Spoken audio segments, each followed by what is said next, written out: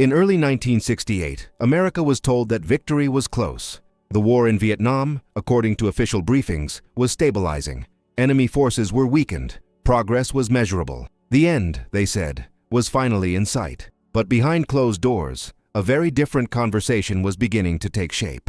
One that would define a presidency, expose a dangerous gap between words and reality, and quietly change the course of the war itself. Before we go any further, if this story resonates with you, pause for a moment and leave a comment sharing what you think leaders owe the public in times of war. Subscribe to the channel, leave a like, and let your voice be part of the discussion surrounding power, truth, and history. Richard Nixon entered the White House carrying the weight of a nation divided, streets filled with protesters, universities erupting in anger, families watching the evening news with dread, counting the days until another draft notice arrived. Officially, the military continued to present charts, maps, and confident projections. The language was calm, the tone reassuring, the message unwavering. The war was almost won. Yet Nixon had learned, even before taking office, that optimistic reports were not always a reflection of reality. Intelligence leaks, private briefings, and the raw footage coming out of Vietnam told another story.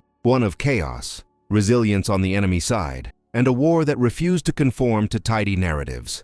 The recent Tet Offensive had shaken public trust, even if generals insisted it was a strategic victory. Nixon listened carefully, but he no longer accepted confidence at face value. Inside the Oval Office, the contrast became impossible to ignore. Military leaders spoke in metrics, body counts, territory cleared, villages secured. Nixon, however, was thinking in terms of legitimacy. Could this war still be justified to the American people? Could it be won in any meaningful sense, not just militarily, but politically and morally? These were questions his generals were not prepared to answer. What troubled Nixon most was not simply that the war was dragging on, but that the system feeding him information appeared designed to protect itself. Promotions, reputations, and careers depended on optimism. No one wanted to be the first to admit that years of sacrifice might have led nowhere. The result was a dangerous echo chamber, where doubt was softened and failure was reframed as progress delayed. As protests intensified across the country, Nixon began to understand that the battlefield was no longer only in Southeast Asia. It was in American living rooms, college campuses, and voting booths. Each assurance that victory was near rang increasingly hollow. Each new casualty widened the credibility gap between the government and its citizens. The war was eroding trust at home faster than it was weakening the enemy abroad. Privately, Nixon expressed frustration that bordered on disbelief. If the war was almost won, why did it require more troops, more bombs, and more time?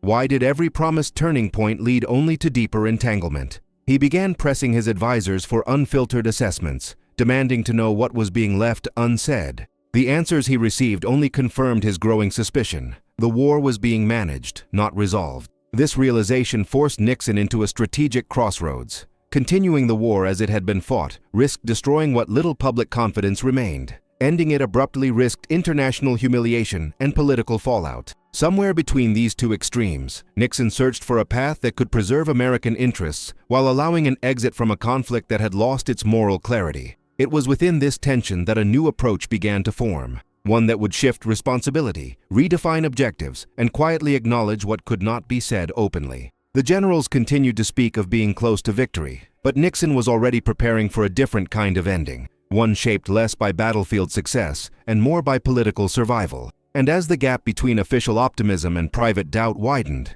the question was no longer whether the war was almost won, but what it would cost to keep pretending that it was. Nixon's doubts did not remain abstract for long. As daily briefings continued to echo the same optimistic tone, he began to push back, challenging assumptions that had gone unquestioned for years. He asked his advisors a simple but unsettling question. If the war was nearly won, why did it feel politically unwinnable at home? Silence often followed. The language of certainty that worked in press conferences collapsed under direct scrutiny. Behind the scenes, Nixon requested intelligence that bypassed the traditional military chain of command. He wanted raw assessments, not polished summaries. What emerged was deeply troubling. Enemy forces were adapting faster than expected. Local support for the South Vietnamese government remained fragile. Entire regions labeled as secured were, in reality, contested the moment American units withdrew. The war, it became clear, was sustained by momentum rather than direction. The credibility gap widened further when Nixon compared classified reports with public statements. Generals spoke confidently of attrition and control, while internal analyses admitted that decisive victory was unlikely under existing conditions. This contradiction angered Nixon, not only because it misled the public, but because it constrained his ability to act. A president cannot pivot openly when his own military insists there is no need to change course. At the same time, protests were no longer a fringe phenomenon. They had become a defining feature of American life. Millions questioned not just the strategy, but the morality of the war itself. Nixon understood that even a military success, if it came at all, might arrive too late to restore public trust. The war had become a symbol of institutional dishonesty, and that perception was proving more powerful than any battlefield statistic. In private conversations, Nixon began voicing what few leaders dared to say aloud. America could not impose its will indefinitely without destroying its own political foundation. The longer the war continued, the more it undermined the authority of those defending it. This was not weakness in the traditional sense, but a recognition of limits. Limits of force, limits of persuasion, limits of patience. Yet Nixon was also acutely aware of global perception. An outright withdrawal risked signaling defeat, not only in Vietnam but across the Cold War landscape. Allies might doubt American commitments. Adversaries might test its resolve. The challenge was no longer how to win the war outright, but how to end it without appearing to lose everything it was meant to protect. This dilemma pushed Nixon toward a reframing of objectives. Instead of victory defined by total defeat of the enemy, he began to consider stability as an acceptable outcome. The focus shifted subtly from conquering territory to transferring responsibility. If South Vietnam could be made to stand on its own, the United States could step back without admitting failure. It was a political solution to a military stalemate. This line of thinking would soon take shape as a formal strategy, though it was not yet ready for public explanation. For now, Nixon listened as his generals repeated familiar assurances. He did not contradict them openly, but internally, he was already moving beyond their framework. Their war was measured in battles. His was measured in elections, alliances, and national cohesion. What Nixon said in response to claims that the war was almost won was not a dramatic outburst or public rebuke. It was something far more consequential, a quiet rejection of the premise itself. He stopped asking when victory would come and started asking how America could leave. That shift, subtle at first, marked the beginning of the end of the war as it had been fought. And as this new direction slowly crystallized, it set the stage for a policy that would redefine responsibility, expose uncomfortable truths, and test whether disengagement could ever be framed as success. The concept that would later be known as Vietnamization did not emerge as a bold announcement, but as a reluctant necessity. Nixon understood that the United States could not fight indefinitely without fracturing itself. What began as a tactical adjustment soon became a political lifeline. The idea was simple in theory: gradually transfer combat responsibilities to South Vietnamese forces while reducing American troop presence. In practice, it was fraught with contradictions. Nixon knew that presenting this shift required careful language. Publicly admitting that American forces were stepping back because the war could not be won would be devastating. So the narrative had to emphasize strength, not retreat. Progress, not exhaustion. The war was still framed as manageable, but the center of gravity was quietly moving away from direct American involvement. Inside classified meetings, the tone was starkly different. Nixon pressed his advisors on timelines, capabilities, and risks. Could the South Vietnamese army realistically hold ground without American firepower? Would increased training compensate for years of dependency? The answers were uncertain at best. Many within the administration feared that once American troops withdrew, long-standing weaknesses would be brutally exposed. What troubled Nixon most was that the generals who had claimed the war was almost won now struggled to define what victory actually meant. Was it territorial control? Political stability? Survival of the South Vietnamese government? Each definition produced a different conclusion, and none offered a clear path forward. The ambiguity reinforced Nixon's belief that the war had been sustained by rhetoric rather than achievable goals. Meanwhile, leaks continued to surface. Journalists uncovered discrepancies between official optimism and internal doubt. Each revelation deepened public cynicism. Nixon watched as trust eroded not only in the war effort, but in government institutions themselves. The danger was no longer limited to Vietnam. It threatened the credibility of the presidency.